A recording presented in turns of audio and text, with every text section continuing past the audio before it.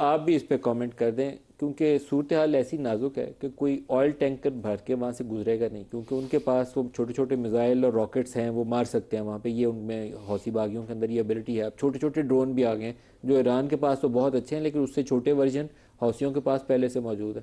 تو تیل سے بھرا ہوا جہاز تو اس سچویشن میں وہاں سے گزارنے کی باب المندب میں کوئی کوشش نہیں کرے گا، ایک چنگاری گرنی ہے اور وہ سارا کچھ تباہ ہو سکتا ہے۔ تو آپ کو لگتا ہے کہ صورتحال بہت قابو سے باہر ہو سکتی ہے؟ آپ کا کیا تجزیہ ہے؟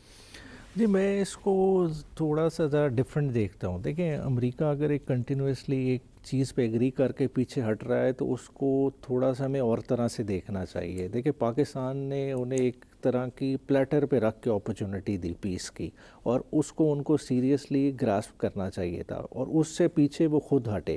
اور اس کے پیچھے بھی ایک کوئی اسٹریٹجی لگتی ہے ان کی لانگ ٹرم، جس طرح سے دیکھا جائے کہ over all rise of empires, fall of empires چلتا رہتا ہے۔ اگلا دور کس کا ہے؟ ایسٹ کا۔ وہ ایسٹ کے رائز کو سٹال کرنے کی یہ کوشش ہے۔ دیکھیں ایران، پاکستان اس وقت گیٹ ویز ہیں اس سارے ٹریڈ کے، ایسٹ کے ٹریڈ کے، اور یہ پرابلم میں نہیں سمجھتا کہ اتنی جلدی حل ہوگی۔ یہ پرابلم اس خطے میں رہے گی۔ اس میں دیکھیں امریکہ تو دور بیٹھا ہے، امریکہ نے سب سے پہلے وینزویلا اپنے آئل کے ریزرو ساری چیزیں سیدھی کر لیں۔ اس وقت معیشت کن ممالک کی بلیڈ کر رہی ہے وہ دیکھنے والی ہے۔ سب سے زیادہ نقصان کن کا ہو رہا ہے؟ اگر یورپ کا ہو رہا ہے تو فار ایسٹ اور ایسٹ کا بھی تو نقصان ہو رہا ہے۔ ہم جس طرح کی معیشت ہیں، ہمارے لیے تو ایک $2 بلین کا سرپلس تیل کی مد میں بل آ جائے تو کیا معاملات بنیں گے؟ دیکھیں ہمارے اپنے اندر معیشت کی کیا حالات بن گئے کہ آج ہم اس پوزیشن میں نہیں ہیں کہ ہم ایک ہفتے کی فورکاسٹ کر کے پرائسنگ کر سکیں تیل کی۔ تو جب یہ صورتحال بن جائے اور ساتھ ہی ساتھ بجلی کی پرائسنگ، تو ہمارے لیے تو یہ ایک قسم کا کرپلنگ افیئر ہے۔ تو اس کو ہمیں سیریسلی سوچنا پڑے گا۔ اس میں ٹھیک ہے پاکستان نے دوبارہ کوشش کر رہے کہ 10 دن کا سیز فائر، اس کے لیے لانگ ٹرم سوچنا پڑے گا۔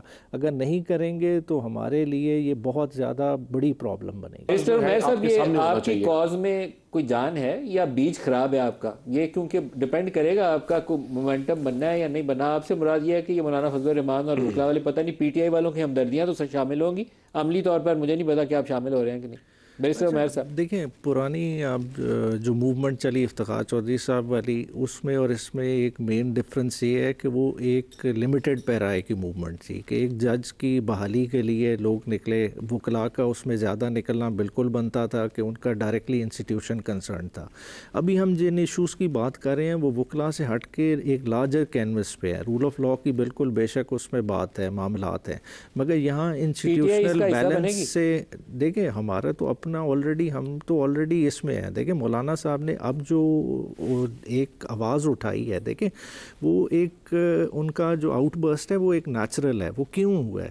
دیکھیں وہ ارریلیونٹ لوگوں کے ساتھ نظر آنا نہیں چاہتے، انہیں پتہ ہے کہ نظام اپنی ریلیونس کھو گیا ہے۔ وہ اپنے آپ کو ریلیونٹ رکھنے کے لیے انہیں پتہ ہے کہ وہ خالی ساتھ آئے گی کہ نہیں آئے گی۔ دیکھیں پی ٹی آئی تو بالکل لائرس کاز کے ساتھ آلریڈی کھڑی ہوئی ہے، اس میں جدوجہد کر رہی ہے، اور لائر کاز سے تو بڑا ایجنڈا لے کے آلریڈی چل رہی ہے، اور اس کے لیے پورا جس طرح بھی ہوگا اپنا بھرپور ان پٹ دے گی۔ اور آنے والے دنوں میں 5 اگست آنورڈ آپ کو ایک پورا جامع پلان نظر آئے گا۔ پارلیمانی پارٹی کی پچھلے ہفتے میٹنگ ہوئی، اس میں بھی یہی چیزیں ڈسکس ہوئیں۔ کل کور کمیٹی کی میٹنگ تھی، اس میں بھی ڈیٹیل ڈیلیبریشن ہوئی۔ اب یہ ساری پولیٹیکل کمیٹی کے سامنے رکھی جائیں گی، اور آنے والے ایک آدھے دن میں سیکرٹری جنرل پارٹی کے اس پہ پوری پریس کانفرنس کریں گے۔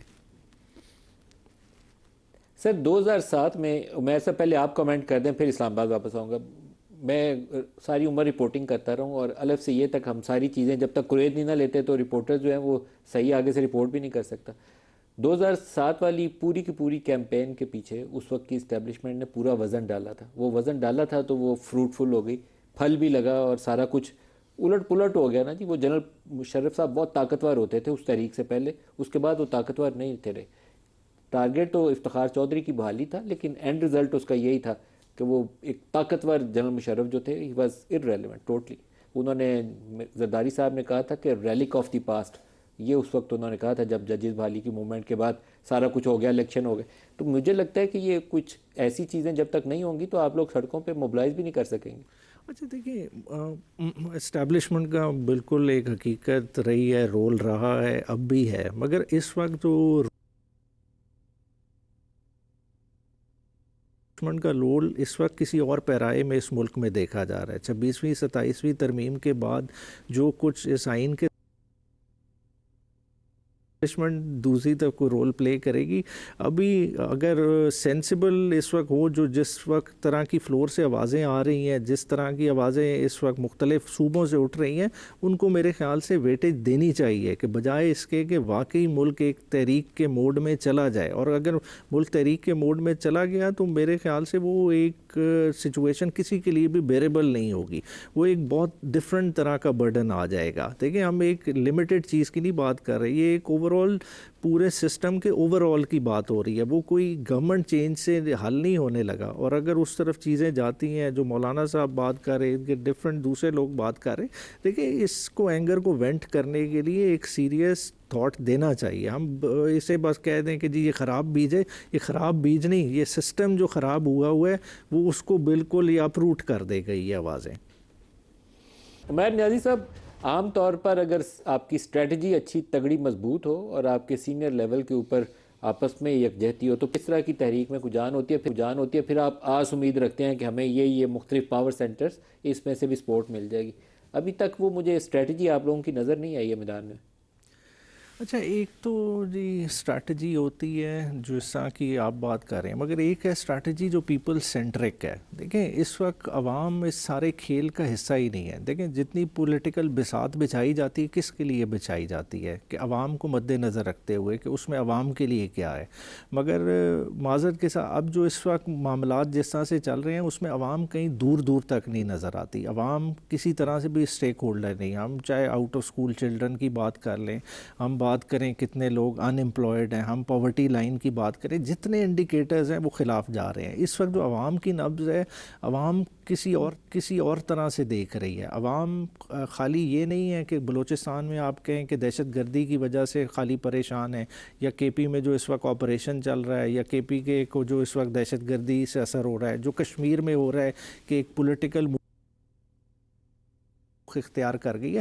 ہر جگہ جو ہے نا ایک پرابلم ہے جو کارپیٹ کے نیچے شاید چھپی ہوئی ہے, جو لوگوں کو نظر نہیں آ رہی, مگر وہ کسی وقت بھی ایک سٹیج ریچ ہو سکتی ہے کہ نیچے نیچے یہ ساروں کی ایک میجر کنیکٹیوٹی بن جائے اور ایک بڑا ابال ملک میں بن کے نظر آ سکتا ہے. تو اسی لیے جو میں نے پہلے بات کی تھی, میں دوبارہ سے اسی کو ری انفورس کرتا ہوں کہ جن کے ہاتھ میں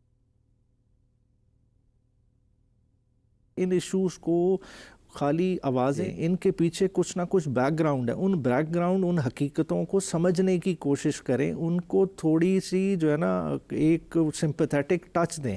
جب تک وہ نہیں دیں گے ہم اپنے ملک کو خود جو ہے نا پریشانیوں کی طرف دھکیل رہے ہیں. ہم سمجھ رہے ہیں کہ ہم ترامیم کر لیں گے, ہم اپنے لیے امیونٹیز لے لیں گے تو بالکل ایک فول پروف سسٹم بن جائے گا, اس ملک میں کوئی باہر نہیں نکلے گا. دیکھیں جب لوگوں کے منہ میں لقمہ ہی نہیں رہے گا, اس وقت جو صورتحال ہے آپ گندم کی دیکھ لیں, 25 روپے کی روٹی کون افورڈ کر سکتا ہے. بات ہے کہ آٹا آنے والے دنوں میں ملنا نہیں ہے. چینی کی جو سچویشن بن رہی ہے, لوگ پیٹرول سے لوگ تنگ ہیں, جو حالات معاملات ہیں, لوگوں کا روزگار بسر ہو نہیں رہا. تو یہ ساری چیزیں انہیں جڑتے ہوئے دیر نہیں لگتی.